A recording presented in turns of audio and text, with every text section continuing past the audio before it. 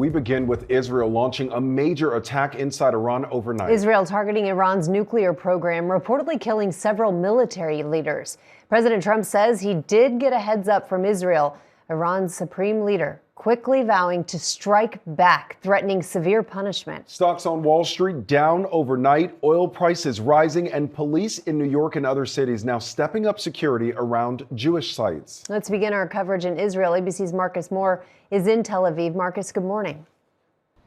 Hi, Rhiannon and Lionel. This region is bracing for retaliation after that wave of Israeli airstrikes overnight. And now the U.S. is launching a task force focusing on the potential evacuation of Americans here in the Middle East. Overnight, Israel carrying out a major attack inside Iran, aimed at crippling its nuclear program and preventing Iran from building a nuclear bomb. Multiple waves of strikes throughout the night across multiple cities, hitting nuclear enrichment facilities and ballistic missile centers. And several top military leaders and nuclear scientists were assassinated. Multiple residential buildings engulfed in flames in Iran's capital. Israel calling the strikes preemptive, claiming Iran has enough enriched uranium to produce up to 15 nuclear bombs within just days. We struck at the heart of Iran's nuclear weaponization program. Israeli Prime Minister Netanyahu saying these strikes are only the beginning. When enemies build weapons of mass death, stop them. This operation will continue for as many days as it takes to remove this threat. The Trump administration quickly distancing itself from the strikes. Secretary of State Marco Rubio saying, quote, "We are not involved in strikes against Iran, and our top priority is protecting American forces in the region. Let me be clear, Iran should not target U.S. interests or personnel." You have talks between the United States and Iran that have been moving forward on the Iranian nuclear program, and Israel believes these talks won't work. Tensions between Israel and Iran have been building for decades, with Iran arming militias like Hezbollah and Hamas and pushing ahead with a nuclear program despite international opposition.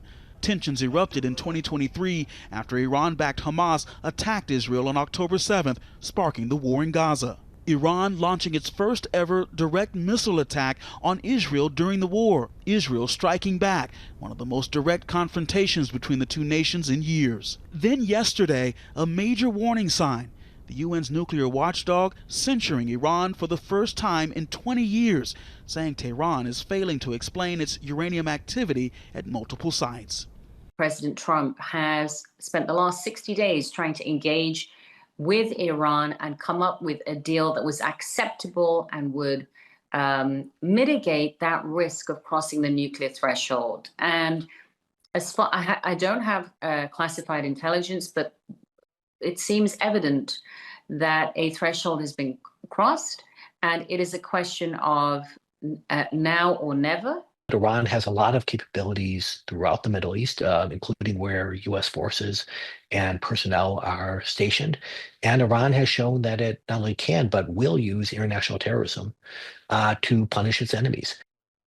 And U.S. and Iranian nuclear talks were set to resume on Sunday in Oman. President Trump just yesterday was saying that he was hopeful that there could be a diplomatic resolution to this, but Iran has previously threatened to target U.S. interests in the region if Israel hit its nuclear sites. And now that that has happened, everyone is watching to see when and how Iran might respond.